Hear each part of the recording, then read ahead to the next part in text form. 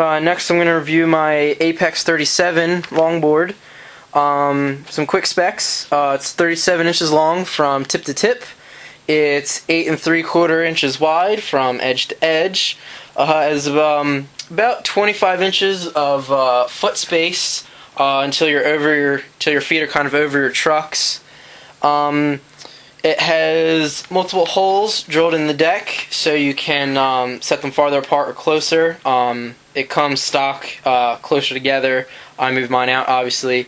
On the closest setting, there are 31 inches for its wheelbase, and on the further setting that I have it now, it's 33-inch wheelbase. The way the trucks are designed, they actually sit a little bit more forward than like a Randall R2 50-degree truck. So when you're doing your wheelbase, you kind of actually measure from tip to tip of your bolts as opposed to the middle like you normally would. So it actually gives you a little bit more wheelbase when you're setting up your deck. A couple other things to note. It's 4 inches tall from the ground to the edge of the concave.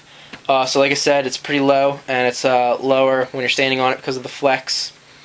The board also has these CNC machined grooves. You can't really see them, but they're cut right onto the ends of the deck. So this little metal piece in the front will allow the trucks to sit flush. However, one gripe I have is I wish they made the grooves a little bit longer, because my kingpin is actually grinding into my deck in the widest setting. It's not really bothering me. A board's not going to stay pristine forever anyway, because you got to skate it. This isn't an issue though if you're using it in the shorter setting that it comes like out of the box. Another thing to note is instead of the wide bolts that the trucks will come with, this actually uses thinner, regular-sized bolts. I'm not sure why they did that. Probably because they needed to make them shorter so they would fit on their decks. The only other gripes I can give about the board is that the grip tape seems to be wearing off a little bit on the edges. It seems to be like one of that spray-on grip tape type. You could probably grind it off and put on your own grip tape if you wanted, but that might mess up the biaxial fiberglass strips that are in here. At that point, though, I'd probably just buy a whole new deck. The only other gripe I have is the axle threads need to be a little bit longer. For thinner wheels like Kryptonics, it's not going to be a problem, but my ABEC 11 gripping wheels that I have on here now, or ABEC 11 Retro Big Zigs, are pretty wide, and I actually had to get thinner axle nuts from another longboard so that they would stay on. To get that little bit of play with the nuts that they give you, you could actually take them off by hand, and that's not good because you don't want to be losing a wheel as you're going down a hill.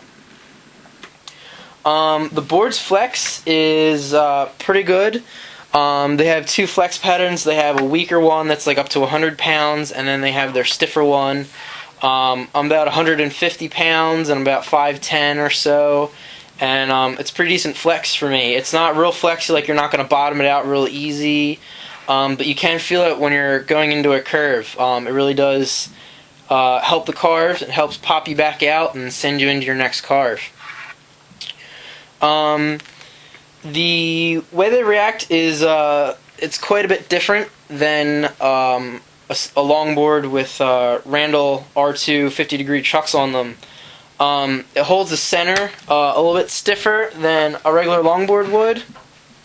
Then once you get it past that, it starts to turn a lot quicker than trucks with a rubber bushing. It's a little bit snappier, a little divier. It's much easier to slide. That's one issue I'm actually having with my board is my back end is usually slipping out when I'm putting it into a hard carve. The only thing I've found so far that's really gripping is the ABEC 11 grip-ins in the 75A Duro. I have had the Lime Big Zigs on there, and they were still sliding out on me. Other than that, it's the Apex is a pretty decent board. It's pretty stable. They have the 34-inch variant out now. I wish they had a 40 or 42-inch variant, because that's probably what I would have gotten in the first place. The only other issue I have is I wish they had another set of truck mounting holes, like another set on the tip here. That way you could get it even wider and kind of mellow out the carbs a little more, so you could have everything from a tight carver to a more mellow cruiser carver all on one board. That might make it a little flexier though if you moved it out. I'm actually thinking about drilling 2 extra holes in each end and trying that out myself.